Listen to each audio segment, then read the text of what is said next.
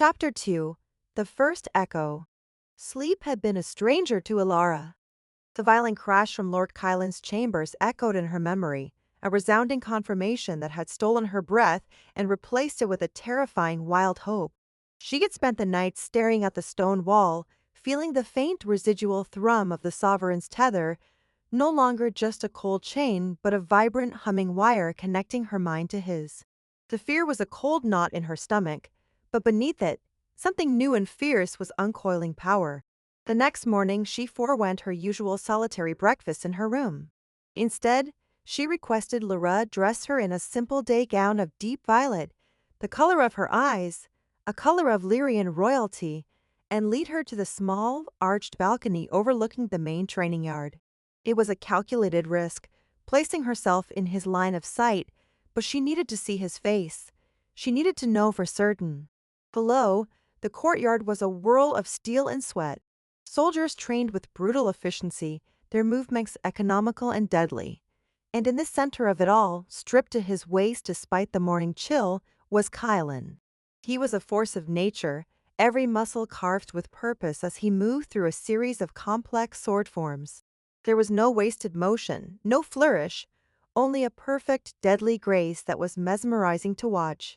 He moved like a storm given human form, his power contained but immense. This was the man who had shattered her world, and seeing him now in his element, she understood why nations fell before him. His control was absolute. This was the perfect crucible for her test.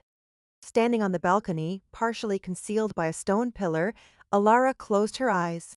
She ignored the clang of steel on steel, the shouted orders and the biting wind. She focused inward, finding the tether that bound her to him. Last night's vision had been born of fury and imagination. This one would be a surgeon's strike. She reached out, picturing him not as a warrior but as a man. She didn't imagine a fight. She imagined an entirely different kind of vulnerability. "Your hands," she projected, focusing the thought with all her might. "They feel the cold steel of the hilt. Now feel my fingers tracing the back of your hand. Feel the warmth." She poured the sensory detail down the invisible conduit. The imagined light touch, the whisper of skin against skin, a stark contrast to the harsh reality of his training. "You hear the shouts of your men," she continued, her mental voice a silken whisper meant only for him. "Now hear my breath, close to your ear. I am standing right behind you." Below in the yard, Kalen's fluid motion hitched. It was infinitesimal, a break in rhythm so slight only someone watching with predatory focus would have noticed. His sword, arcing in a deadly downward slash, wavered. The blade cut through the air a hand's breadth from its intended mark, a clean miss that was utterly alien to his perfect form. His sparring partner, a captain with a scarred face, froze in surprise, his shield raised to block a blow that never came. Kalen stood perfectly still for a second, his broad back rigid. The muscles in his shoulders were corded like steel cables. Then, slowly, he turned his head. His sled-to-grey eyes, cold and sharp as shards of ice, scanned the surrounding fortress. They passed over soldiers, over the high walls, and then they lifted. Directly to her balcony. Their eyes met across the distance. There was no mistaking the look on his face. It was not the impassive mask of the Shadow Lord. It was stark, raw confusion, laced with a dark, simmering anger. It was the look of a man who feels a phantom touch, who hears a ghost's whisper and has no name for the violation. He knew. He didn't know how, but he knew the source of the disturbance was her. A triumphant, terrifying thrill shot through Alara. She held his gaze for a heartbeat longer before stepping back from the railing, retreating into the shadows of the alcove. Her heart hammered against her ribs, but this time it was a battle drum. It was confirmed. The leash had a second purpose. It was a conduit, a weapon. The confrontation came sooner than she expected. Later that afternoon, there was a sharp, commanding knock on her door. Not the gentle tap of her handmaiden, but the rap of authority. Alara smoothed her skirts, took a calming breath, and opened it to find him standing there, flanked by two of his personal guards. He was dressed again in his severe black tunic, his aura of absolute control firmly back in place. But she had seen the crack in the armor, and she could not unsee it. "Your Highness," he said, his voice a low, dangerous rumble that vibrated through the floor. He dismissed her handmaiden with a flick of his eyes. "Leave us." Lyra scurried away, her head bowed. Kalen stepped into the room, his presence immediately shrinking the space. He paced once like a caged panther before turning to face her. His gray eyes were chips of flint. "My empire was built on order, princess," he began, his tone deceptively calm. "Unpredictability I have found, in my time, that the Lyrian people have a fondness for games. For subtleties and intrigues I have little patience for." Alara kept her expression a mask of polite confusion. "I am not sure I understand, my lord." "I think you do," he countered, taking a step closer. She had to tilt her head back to look up at him.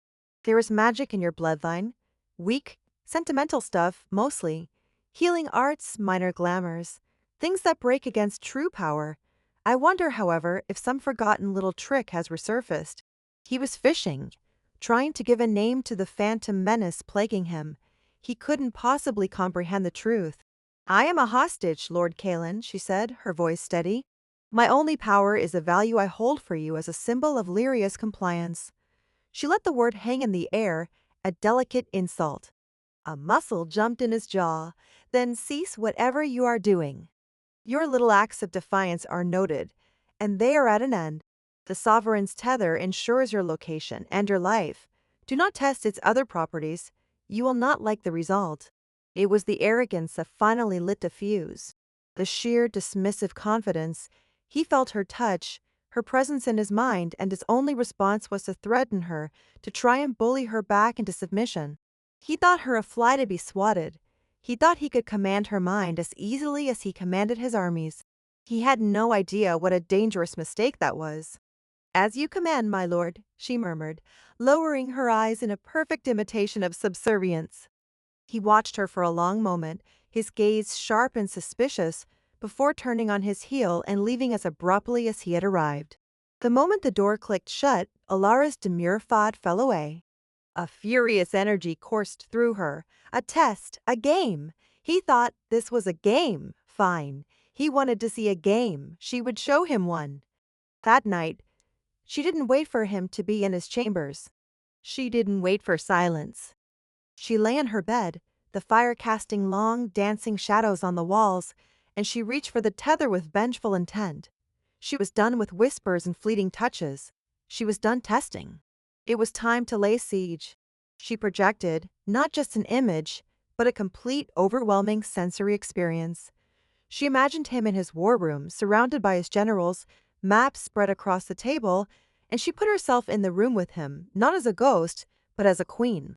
She walked toward him, her steps silent, her silver hair unbound and cascading down her back. She wore a gown of starlight and shadow, a crown of Lyrian amethyst on her brow. The generals didn't see her, only he did.